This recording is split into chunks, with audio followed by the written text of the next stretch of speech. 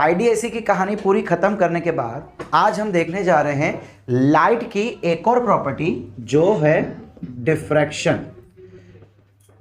देखो एक्चुअली हमने अभी तक जो भी चीज़ पढ़ी हम सब होगन के कारण पढ़ रहे हैं। अगर आपको गुस्सा आ रहा है कि हम क्यों पढ़ रहे हैं तो जाके होगन को पीट लेना, मुझे नहीं। अब होगन ने कुछ चीज़ें बताई, उनकी बताई हुई चीज़ों के कारण हमने सबसे पहले देखा कि रिफ्लेक्शन पॉसिबल है, सो हमने वो भी उसका प्रूफ देखा। फिर हमने देखा कि रिफ्रैक्शन भी पॉसिबल है, उसका भी हमने प्रूफ देखा। फिर उन्होंने समझाया कि मेरे थियरी के कारण इंटरफेरेंस भी पॉसिबल है, सो हमने इंटरफेरेंस की कहानी पढ़ी, मतलब पूरा यंग डबल स्लिट एक्सपेरिमेंट पढ़ डाला उसको समझने के लिए। अब उन्होंने ये भी कहा कि डिफ्रैक्शन भी पॉसिबल है। सो डिफ्रैक्शन है क्या बेटा? मैं बोलूँगा diffraction is a kind of interference only. Book में बोला जाएगा या शायद कोई कहा जाएगा कि नहीं डिफ्रैक्शन अलग है, but actually diffraction is a kind of interference. देखते हैं क्या है, आपको खुद पता लग जाएगा। अब एक काम करते हैं, सबसे पहले ना कुछ ऑब्जर्वेशन किए गए थे, हम भी देखते हैं कि वो ऑब्जर्वेशन क्या है। व्हाट वी डिड, बट हमने क्या किया, सबसे पहले ना यहाँ पे एक सिंगल स्लिट ली। अब हमारी एक्सपेक्टेशन क्या थी, हमने ये सिंगल स्लिट ली एंड इसकी विड्थ थोड़ी बड़ी रखी। हमारी एक्सपेक्टेशन क्या थी बेटा कि अगर यहाँ पे कोई सोर्स होगा सो वहाँ से लाइट कैसी आनी चाहिए, स्ट्रेट आनी चाहिए। बोलो है कि नहीं, यस और नो। हमने ना इस बार इसका जो विड्थ है ना, स्लिट की विड्थ, वो एंगस्ट्रॉम में नहीं ली है। YDAC में इसकी विड्थ हम एंगस्ट्रॉम में लेते थे, बट अब की बार हमने इसकी विड्थ थोड़ी बढ़ा दी। जो गैप है ना, गैप को थोड़ा बढ़ा दिया है, मतलब इसको आप माइक्रोमीटर या मिलीमीटर में ले सकते हैं। ओके, सो हुआ क्या कि हमको लगा कि लाइट तो सीधी जाएगी, इतने एरिया में और इतने एरिया में डार्क होना चाहिए, सिर्फ इतने एरिया में ही ब्राइट होगा। क्यों भाई? हमने तो क्या सीखा था कि अगर कर्वेचर छोटा होगा या अगर होल बहुत छोटा होगा तो उस समय लाइट स्ट्रेट ट्रैवल नहीं करती है, हमने ये देखा था। ओके, फिर एक और ऑब्जर्वेशन है। इस ऑब्जर्वेशन में क्या किया बेटा, यहां पे एक ओपेक सब्सटेंस रख लिया, एक ओपेक सब्सटेंस, और यहां पे एक स्क्रीन या कोई भी दीवार या कोई भी एक चीज हमने इसके अक्रॉस में रख दिया, और यहां पे एग्जैक्टली इधर हमने एक सोर्स रख दिया। अब ये सोर्स से लाइट हर जगह एमिट होगी। अब आपको क्या लगता है कि क्या होना चाहिए इसके कारण? आप बोलोगे सर इसके कारण यहां पे पूरा ब्राइट होना चाहिए एंड यहां पे पूरा डार्क होना चाहिए, यही हमारी एक्सपेक्टेशन है।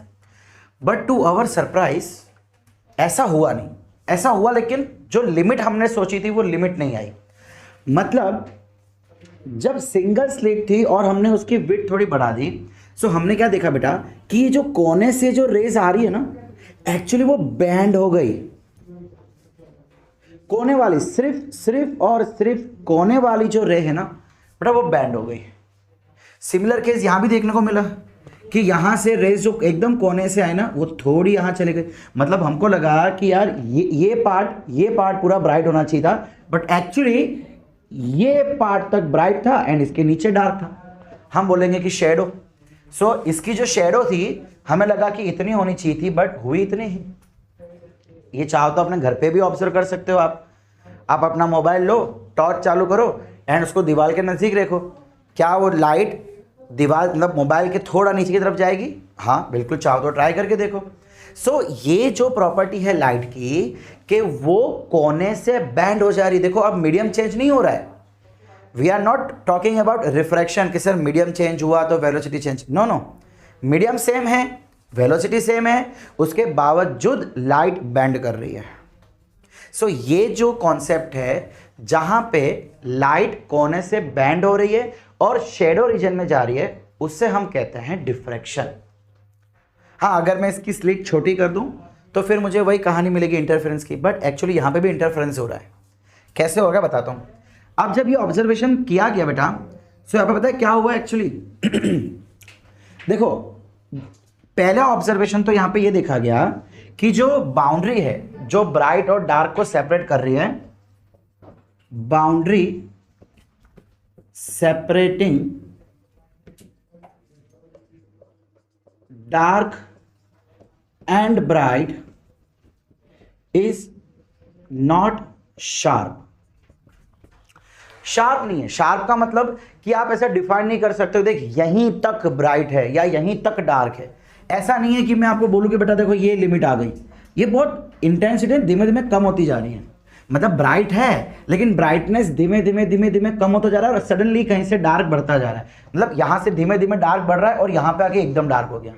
एक शार्प बाउंड्री नहीं है। जैसे कि आपके कई सारे स्कूलों में कलर किया जाता है, पता है, एक नीचे की दीवार तक कुछ कलर होगा और ऊपर की दीवार पे कुछ और कलर, तो हमें वो बाउंड्री साफ साफ दिखती है कि okay this is a boundary separating two colours. लेकिन यहां पे ऐसा कुछ भी नहीं होता। दूसरा ऑब्जर्वेशन ये देखा गया कि यहां पे ना थोड़ी फ्रिंजेस बन रही है।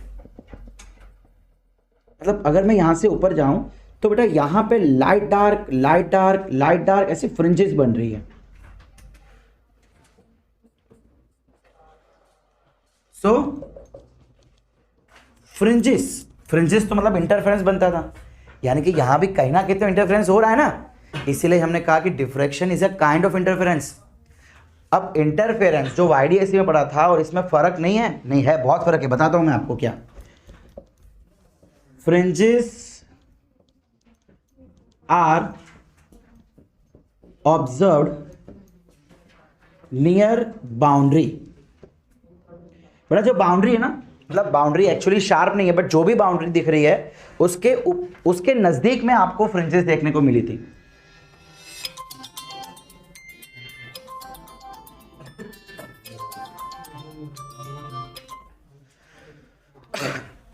मतलब देखो जैसे कि ये यहां पे हमारा एक ब्राइटनेस बहुत होगी, धीमे धीमे ऊपर जाओगे तो आप ब्राइटनेस कम होती जा रही है। यहां से मान लो कि आपका शेडो पार्ट शुरू हो रहा है, मतलब डार्क पार्ट शुरू हो रहा है। सो इस डार्क पार्ट एंड इस ब्राइट से पहले कुछ फ्रिंजेस, डार्क ब्राइट से फ्रिंजेस मिलेगी एंड इस फ्रिंजेस की इंटेंसिटी भी धीमे धीमे कम होती जा रही है। तीसरा observation, the intensity of this fringes decreases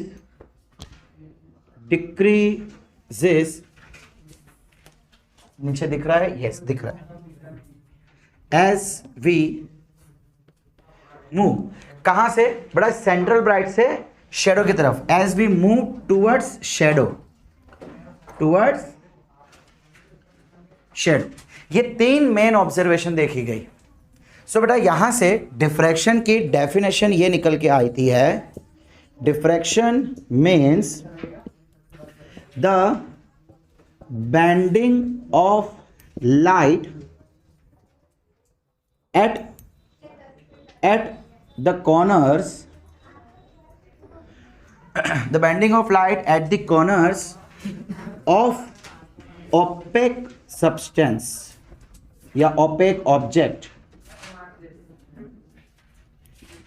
is called diffraction. बड़ा इसका बहुत ही बेहतरीन एग्जांपल मैं आपको बताऊं। देखो एक तो आपने टिंडल इफेक्ट सुना होगा बचपन में, scattering of light due to dust particles या तो स्मॉलर पार्टिकल्स, उसको हम कहते हैं टिंडल इफेक्ट। बट आपने कई बार ऑब्जर्व किया होगा कि सनलाइट किसी छोटे से हॉल में आ रही है तो लाइट इतना फैल रही है, एक्चुअली हॉल इतना सही है लेकिन लाइट बैंड हो रही है। अब लाइट बैंड हो गई है तो वो बैंडिंग की जो प्रॉपर्टी है, उस बैंडिंग की प्रॉपर्टी को हम कहते हैं डिफ्रैक्शन। फैलाना इट्स गुड, ठीक है भाई, फैला ठीक है, लेकिन अगर आपने ध्यान से देखा हो तो वो जो शेप बनता है ना लाइट का, वो भी एकदम कोन जैसा बनता है ना। यहां से एकदम छोटा होगा एंड यहां से इतना बड़ा होते जाएगा, कोन जैसा। सो ये फैल रहा है because of dust particles, but जो बैंडिंग हुई उस बैंडिंग को हम कहते हैं डिफ्रैक्शन। बिकॉज वो जो होल है ना, वो जो होल है बेटा उसकी रेडियस भी mm में होगी। हाँ अगर बहुत बड़ा होल है तो आप इस चीज को ऑब्जर्व नहीं कर पाते हो। छोटा सा अगर होल है, अगर mm में उसकी रेडियस है 1 mm, 1.5 mm, 2 mm, तो आपको ये चीज प्रैक्टिकली भी आप ऑब्जर्व कर सकते हो। क्लियर? अब वैसे ही जैसे अगर मैंने होल की बात की है, ठीक है, ये ऑब्जर्वेशन 1, ऑब्जर्वेशन 2, चलो हम देख लेते हैं observation 3।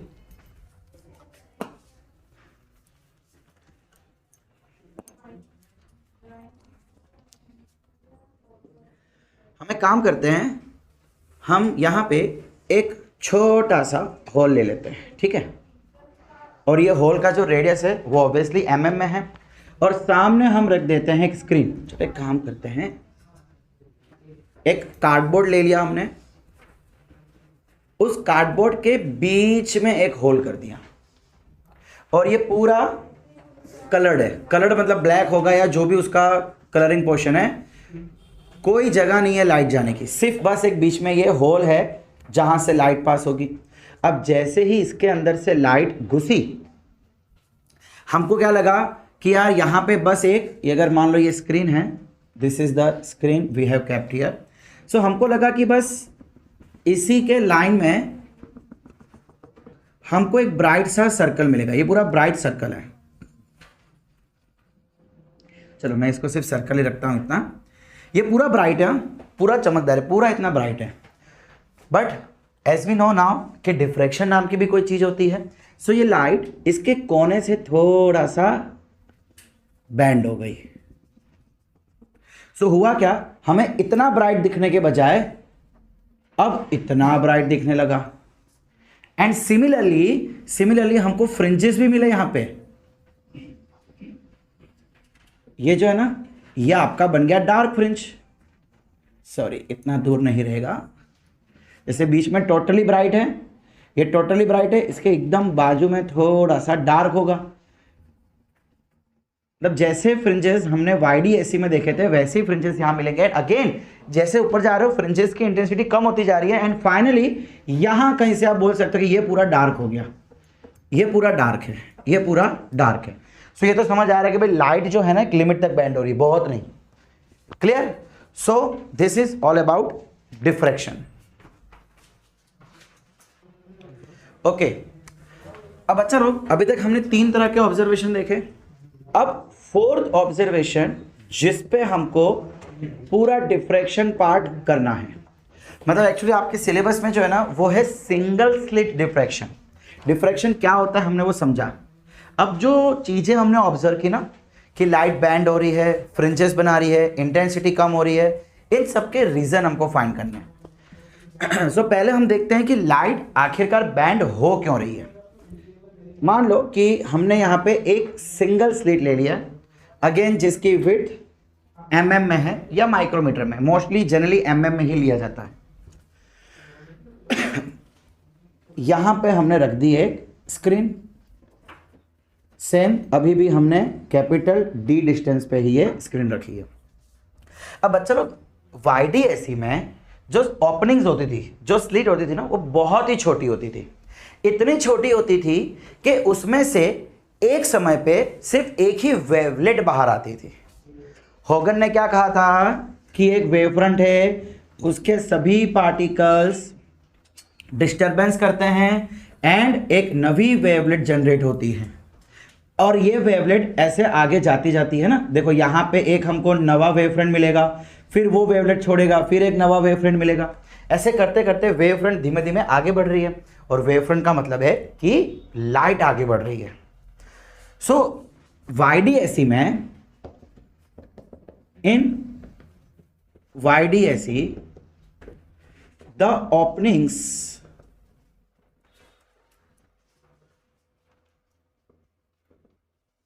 openings are so small that only a single slit can come out at a time। एक समय पे सिर्फ एक ही वेवलेट बाहर आती थी। अब इमेजिन करो कि बेटा ये स्लीट है जो कि बहुत छोटी, और यहां से एक ही वेवलेट बाहर आ रही है।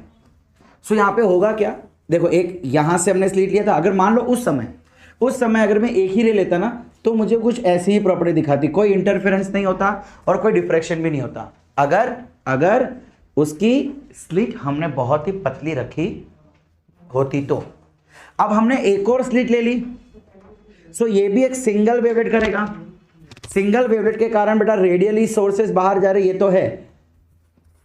हो क्या रहा है, यहां से यहां पे एक जाएगी तो इंटरफेरेंस हो रहा है, लेकिन लेकिन इसकी ओपनिंग इतनी ज़्यादा है कि बेटा यहाँ से ना देखो, एक वेवफ्रंट में लेता हूँ सो यहाँ पे हजारों या तो लाखों ऐसे पार्टिकल्स होंगे जो कि नवी वेवलेट बना रहे हैं, और ये इतनी सारी वेवलेट जो है ना ये हर जगह पे जाना शुरू कर देगी।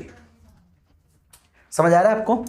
तो ये जो कोने वाली है ना, देखो बाकी सब तो ठीक है स्ट्रेट जा रही है, लेकिन ये जो कोने वाली जो वेवलेट है ना बेटा वो इस तरीके से जनरेट होगी हमको। अच्छा एक और चीज ये बताने से पहले हमने एक चीज देखा था बेटा कि जो रे ऑफ लाइट है वो आपके वेवफ्रंट को परपेंडिकुलर होती है।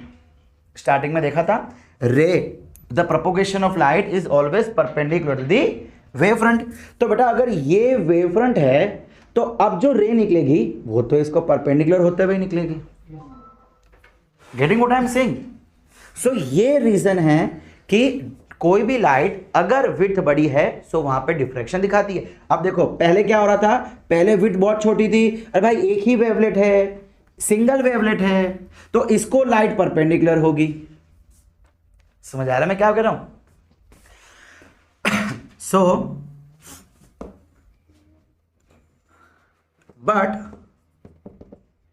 but if the openings are kept bit larger, then there are many particles, तो बोलना गलत हो जाएगा, many small particles, या आप कह सकते हैं that there are many new wavelets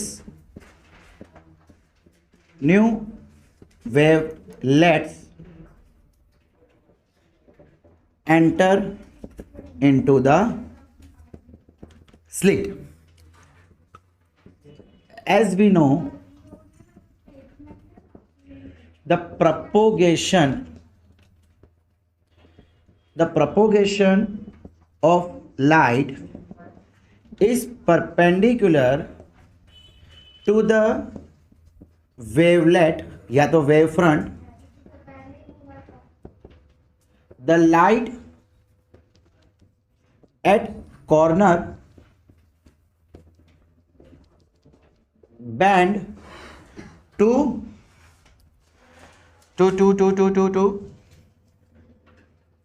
make itself perpendicular to the wavelet.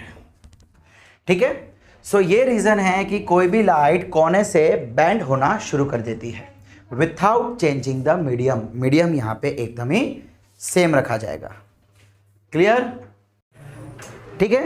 सो बच्चा लोग हमने लास्ट टाइम डिफ्रैक्शन के बारे में पढ़ा था और कुछ ऐसा लास्ट लेक्चर में हमने देखा था कि अगर मैं सिंगल स्लिट लेता हूं तो उसके कोने से ये आती हुई लाइट बेंड हो रही है, जिसके कारण जो सेंटर ब्राइट है वो एक्सपेक्टेड से थोड़ा चौड़ा हो रहा है। यानी कि हमने सोचा था कि जो ब्राइट है वो इतना रहेगा और इसके नीचे पूरा डार्क रहेगा, हमने तो ये सोचा था। बट हुआ क्या कि ब्राइट एक्चुअली थोड़ा ज़्यादा आ गया। सो यहां से लेके यहां तक पूरा का पूरा क्या हुआ, सेंटर ब्राइट हुआ। अब बेटा सेंटर ब्राइट बना मतलब यहां पे इंटरफेरेंस तो हो गई होगा, बिकॉज हमने ये भी देखा था कि diffraction is nothing but a type of interference only. So यहां पे हो क्या रहा है, इंटरफेरेंस हो रहा है। कैसा इंटरफेरेंस? अगर आपको याद हो तो हमने ये कहा था कि डिफ्रैक्शन कब होगा बेटा, जब ये विड्थ थोड़ी बड़ी रखी जाएगी। YDAC के अंदर जो स्लीट हमने ली थी वो स्लीट बहुत ही पतली थी, इन टर्म्स ऑफ एमस्ट्रॉन्ग थी। बट यहां पे जो विड्थ लेंगे ना बेटा वो mm में होगी, एमस्ट्रॉन्ग में नहीं, mm में, जिसके कारण यहां पे एक नहीं बट अनेकों पॉइंट यहां पे आएंगे। अगर आपको याद हो तो हमने हमारे पिछले लेक्चर में देखा था कि यहां पे कई सारे पार्टिकल्स हैं जो एज अ सोर्स बिहेव करेंगे। यस और नो? अब इन सभी सोर्सेस से लाइट निकल के जा रही है, कहीं ना कहीं वो डार्क बना रही है, कहीं ना कहीं ब्राइट बना रही है। सो पहला क्वेश्चन, व्हाई फ्रिंजेस अपीयर्ड? तो बेटा फ्रिंजेस बनने का मेन रीजन क्या है कि जब लाइट बैंड हुई, देखो यहां पे कई सारे पार्टिकल्स होंगे। चलिए हम कह देते हैं कि अभी के लिए यहां पे 100 पार्टिकल्स है। कितने? लेट देयर बी 100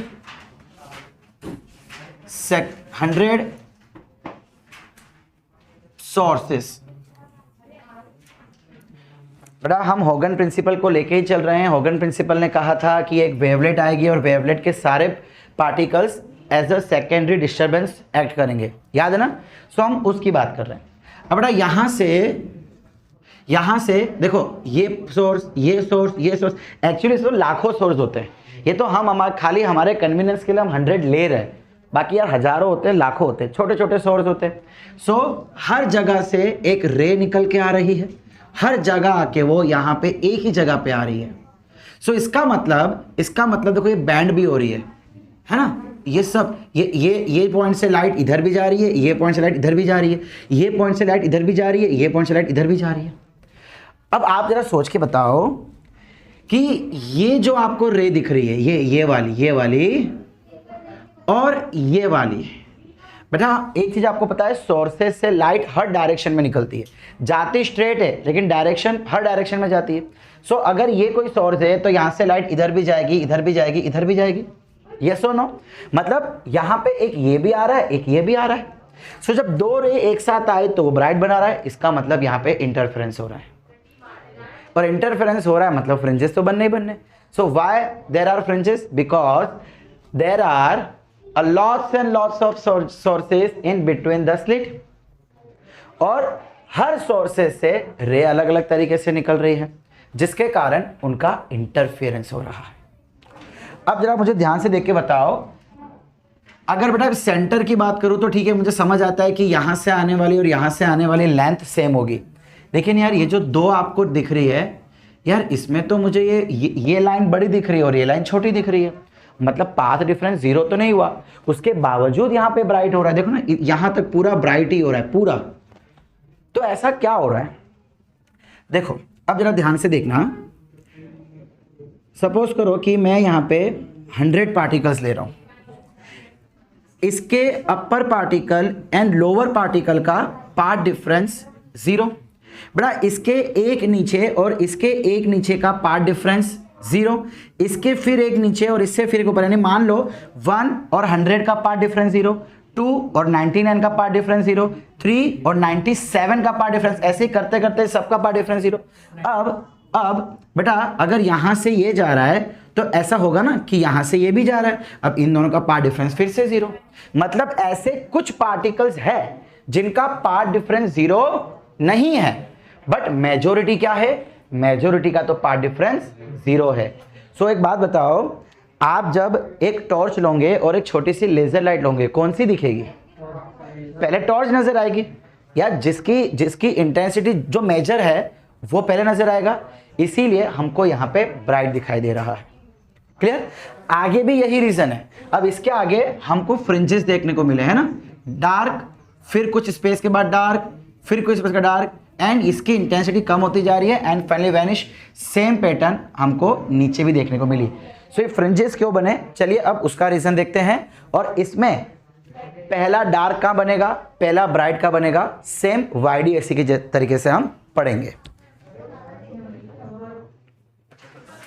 ओके,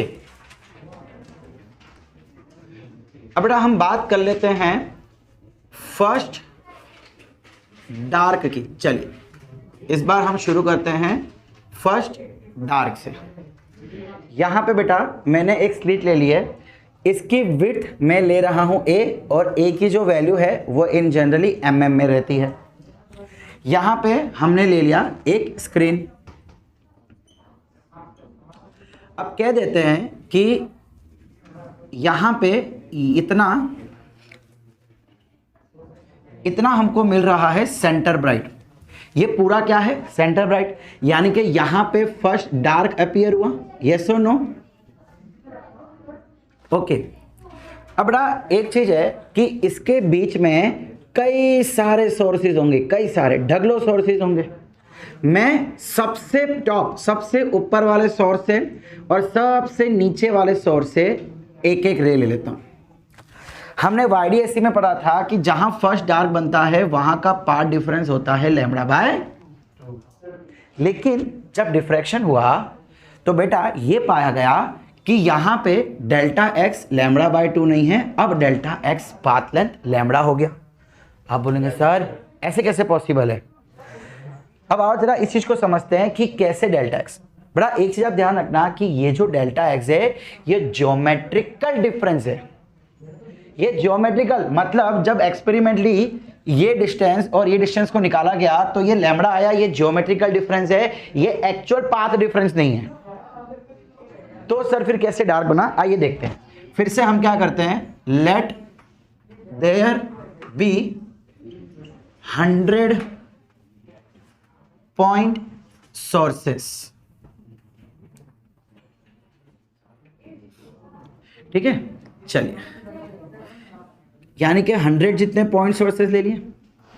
बड़ा मान लेते हैं कि ये फर्स्ट है और ये 100 है और ये पॉइंट को हम नाम दे देते हैं P। तो बड़ा P पॉइंट पे ये यहाँ कहीं आ गया, नहीं सॉरी, ये यहाँ कहीं आ गया हमारा पॉइंट P, यहाँ से एक और यहाँ से एक। अच्छा बेटा, अगर 1 और 100 का डिफरेंस लैम्बडा है, ध्यान से सुनना, 1 और 100 के बीच का डिफरेंस लैम्बडा है, सो 1 और 51 के बीच का डिफरेंस कितना हो जाएगा? बेटा अगर 1 और 100 के बीच में लैम्बडा है तो 1 और 51 के बीच में लैम्बडा बाय 2 हो जाएगा। क्यों? सीधी सी बात है ना बेटा, देखो ये तो वही का वही रहा, ये धीमे धीमे धीमे लेंथ कम होती गई। बेटा जब ये लेंथ है, ये ऐसा है, जब मैं ऐसे आता जाऊंगा धीमे धीमे लेंथ कम नहीं होती जाएगी, है ना? देखो ना, पहले ये लेंथ थी, अब जब मैं आऊंगा तो धीमे धीमे लेंथ कम होती जाएगी। यस और नो? इसका मतलब धीमे धीमे धीमे लैम्बडा कम होता गया, एंड जैसे ही पॉइंट सोर्स हाफ के बीच में देखूंगा तो हमारा डिफरेंस भी लैम्बडा बाय 2 हो जाएगा।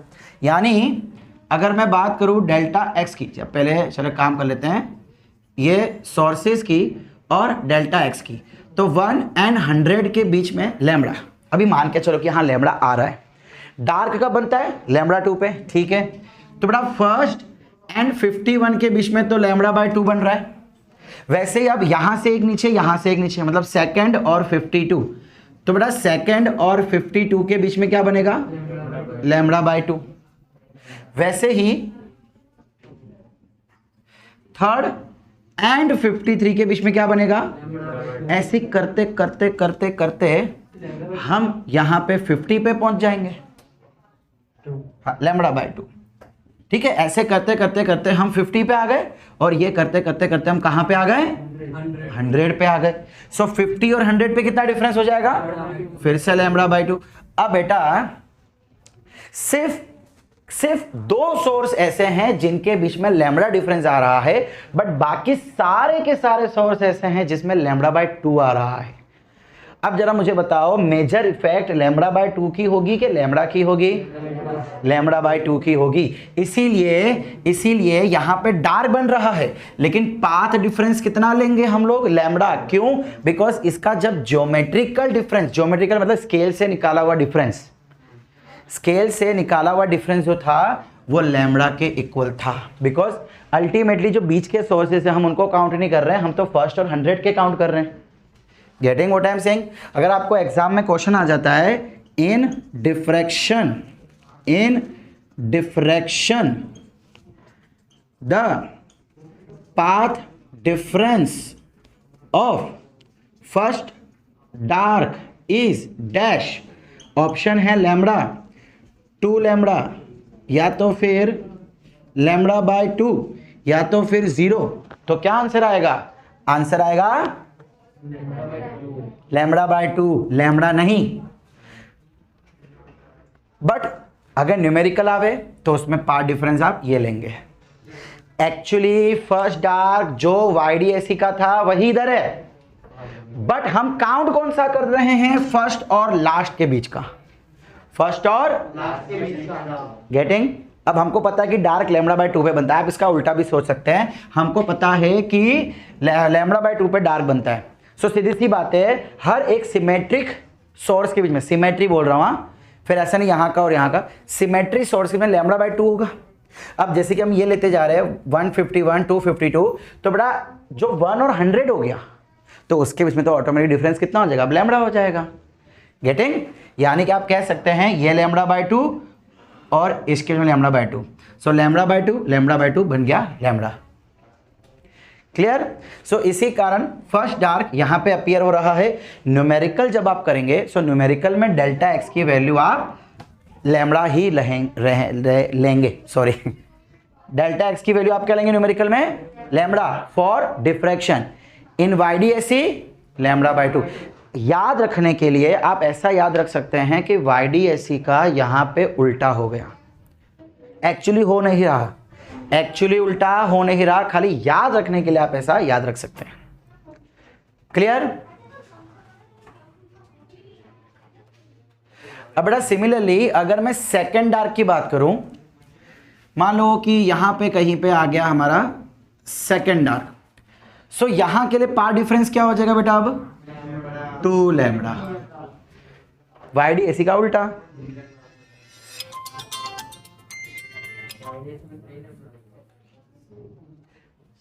YDAC में सेकेंड ब्राइट 2 लैम्बडा पे आता था, तो यहां पे सेकेंड डार्क आ जाएगा।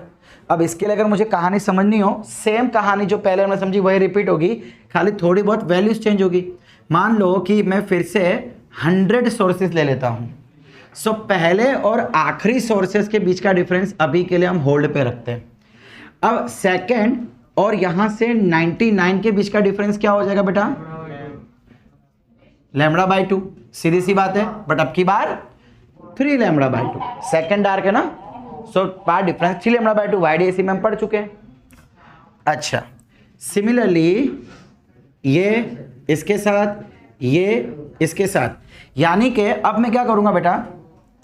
देखो अब कुछ ऐसा कर लेते हैं अच्छे से समझने के लिए। मैं इस 100 के, ये काम करते हैं 100 नहीं लेते, 99 लेते हैं। हमारे लिए थोड़ा हम सहूलियत कर रहे हैं सिमेट्री प्रोड्यूस करने के लिए, यानी कि 1 से 33, फिर 34 से लेके 66 तक और 67 से लेके 99 तक, इन दोनों के बीच का path difference lambda by 2, lambda by 2, lambda by 2, total कितना हो गया? ओके, यानी कि अब मैं ऐसा कह सकता हूं कि फर्स्ट का और 34 का path difference 3 lambda by 2। 34 symmetry कर दी ना हमने, उसको 3 ग्रुप में डिवाइड कर दिया, तो उसका पहला और इस ग्रुप का पहला, फर्स्ट ग्रुप का पहला सोर्स, सेकंड ग्रुप का पहला सोर्स। ठीक है? देखो बेटा, ये तो हम सिर्फ समझने के लिए 99 वैल्यू लेके चल रहे हैं, एक्चुअली वहां पे होती हजारों में। हम तो हमारे सहूलियत के लिए और हमारे सिमेट्री प्रोड्यूस हो इसलिए हमने 99 ली ताकि 99 के 3 भाग कर सके हम लोग, 33 33 33। सो फर्स्ट ग्रुप का पहला, सेकंड ग्रुप का पहला, इन दोनों का अगर इसको डार्क बनाना है, अगर इसको डार्क बनाना है तो इंटरफेरेंस के लिए ये पार्ट डिफरेंस होना चाहिए, बिल्कुल। तो इसका दूसरा और इसका 35, इसका तीसरा और इसका 66, ऐसे करते करते करते करते ये 33 आ जाएगा और ये 66 आ जाएगा। इन सबके बीच में पार्ट डिफरेंस कितना होगा? लेकिन भाई ये बच गया, ये बच गया। आप ऐसा कह सकते हैं कि ये इसको काट रहा है, ये इसको काट रहा है, ये इसको काट रहा है, करते करते सब इसको काट रहे, इफेक्ट खत्म कर रहे, चलो मान लिया, लेकिन भाई ये बच गया। अब क्या हो जाएगा? अल्टीमेटली इनके बीच का डिफरेंस तो क्या रहेगा? लैम्बडा बाय 2 रहेगा, और लैम्बडा बाय 2 मतलब डार्क, तो टोटल 3 लैम्बडा बाय 2 है। मैं आपको बता रहा हूं कि इफेक्ट क्यों आ रही है, ऐसी इफेक्ट क्यों आ रही है। सो ये 3 लैम्बडा बाय 2 पे actually path difference 3 lambda by 2 है, बट अगर मैं सबसे फर्स्ट और सबसे लास्ट का डिफरेंस देखो, सबसे फर्स्ट और सबसे लास्ट का, तो हमको क्या मिलेगा? 2 लैम्बडा। क्लियर? इसीलिए हमको यहां पे सेकेंड डार्क मिल रहा है।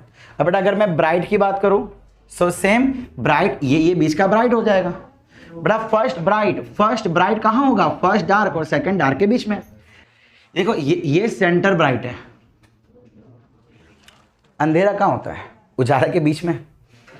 कोई भी चीज डार्क कब दिखेगी? जब ब्राइट होगा। अरे तो बेटा देखो सेंटर ब्राइट जहां पे खत्म होगा वहां पे डार्क शुरू होगा, बीच में ब्राइट था, यहां पे खत्म हुआ तो यहां से डार्क शुरू होगा। सीधी सी बात है, लॉजिकल बात है। तो यह आ गया फर्स्ट डार्क। अब फर्स्ट डार्क कहीं पे खत्म होगा और थोड़ी सी ऊपर जाके सेकंड डार्क बनेगा। थोड़ा सीधी सी बात है कि फर्स्ट डार्क जहां खत्म हुआ और सेकंड डार्क जहां शुरू हुआ उसके बीच को हम क्या बोलेंगे? First bright. और अब अगर फर्स्ट ब्राइट के लिए मुझे डेल्टा एक्स कितना हो तो बेटा वो वाई डी ए सी का उल्टा हो जाएगा। क्या हो जाएगा? Lambda by 2। First dark Y D A C के अंदर बनता था लैम्बडा बाय 2 पे, उसका उल्टा अब फर्स्ट ब्राइट बनेगा लैम्बडा बाय 2 पे। कहानी सेम चलेगी, कहानी अब की बार सेम चलेगी। गेटिंग? तो बेटा इसी तरीके से फर्स्ट ब्राइट सेकंड ब्राइट जो फ्रिंजेस है वो बनते जाएंगे। एंड यहां पे क्या हो रहा है बेटा, अगर मैं इंटेंसिटी वर्सेस एंगल, जो ये एंगल बनता है ना यहाँ पे थीटा, अगर उसका ग्राफ बनाऊं सो ये इंटेंसिटी जो है वो धीमे धीमे कम होती जा रही है। बिकॉज जैसे जैसे आप ऊपर नीचे जाएंगे पाथ डिफरेंस बढ़ता जाएगा। और यहां पे बेटा सिंगल स्लिट है, सो पाथ डिफरेंस बढ़ने की वजह से देखो एक समय आएगा कि जब ये एंगल इतना बढ़ जाएगा कि ये ऑलमोस्ट एंगल 90 बनने के आधार पे होगा। सो वहां पे आके इसकी इंटेंसिटी 0 हो जाएगी। हम इन्फिनिटी की बात नहीं कर रहे हैं, we are not talking about infinity, we are talking कि बेटा जैसे जैसे ऊपर जाते जाएंगे एंगल बढ़ने के कारण इंटेंसिटी कम होती जाएगी। क्यों? बिकॉज पाथ डिफरेंस इतना बढ़ता जाएगा। तो यहाँ पे रैपिड पाथ डिफरेंस बढ़ने के कारण इंटेंसिटी धीमे धीमे कम होती जा रही है। तो उसका अगर हम ग्राफ देखें तो वो ग्राफ कुछ ऐसा आता है।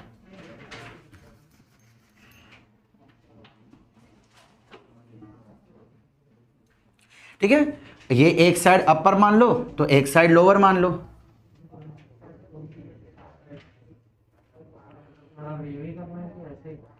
बस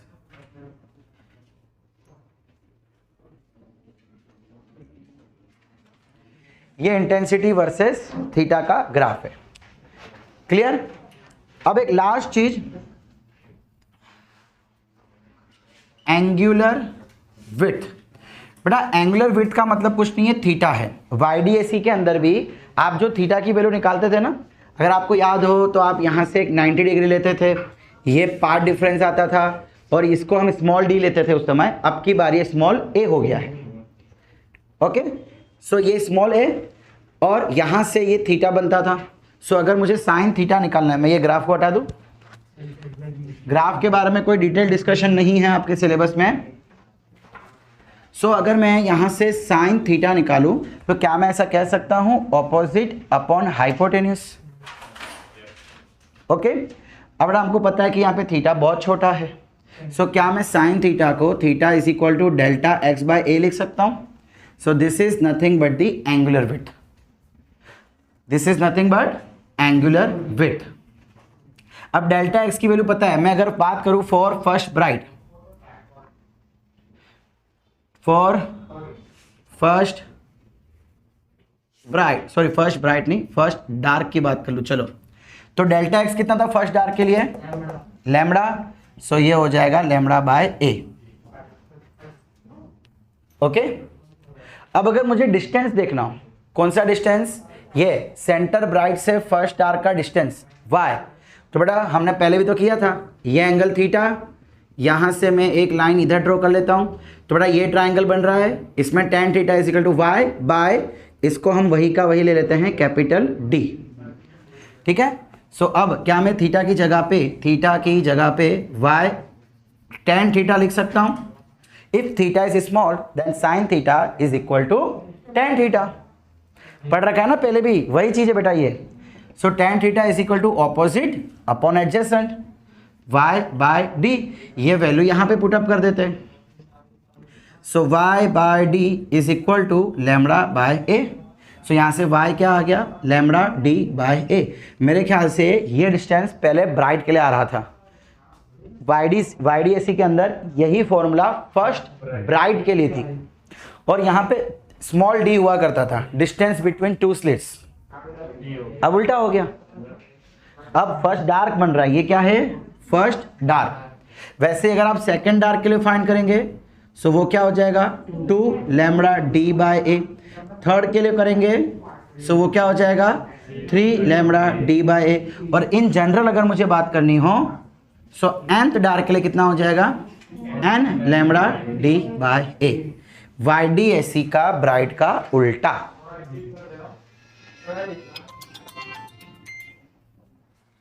और अगर मैं यहीं पे बात करूं बेटा, अब ब्राइट के लिए, फिलहाल हमने बात की डार्क के लिए, सब ब्राइट के लिए क्या हो जाएगा। अब डेरिवेशन की आई थिंक जरूर नहीं है, आप डायरेक्टली बोल सकते हैं 3/2 लैम्बडा डी बाय ए। और यहीं पे सेकंड ब्राइट अगर मुझे बनाना हो तो 5 लैम्बडा डी बाय 2 ए। गेटिंग? सिमिलरली अगर मुझे इन जनरल बताना हो y nth ब्राइट तो वो कितना हो जाएगा 2n - 1 lambda D bye 2a। सब कुछ वैसा का वैसा ही है, खाली ब्राइट का डार्क में चला गया, डार्क का ब्राइट में आ गया, और d की जगह पे अब हम लेटर यूज कर रहे हैं a। वहां पे d होता था 2 स्लिट के बीच का डिस्टेंस, यहाँ पे a है एक ही स्लिट की चौड़ाई, width ऑफ अ स्लिट। ठीक है, a is width of slit. Clear? So बच्चा लोग, इसी के साथ आपका ये टॉपिक डिफ्रैक्शन और ये चैप्टर भी यहाँ पे खत्म होता है। Thank you.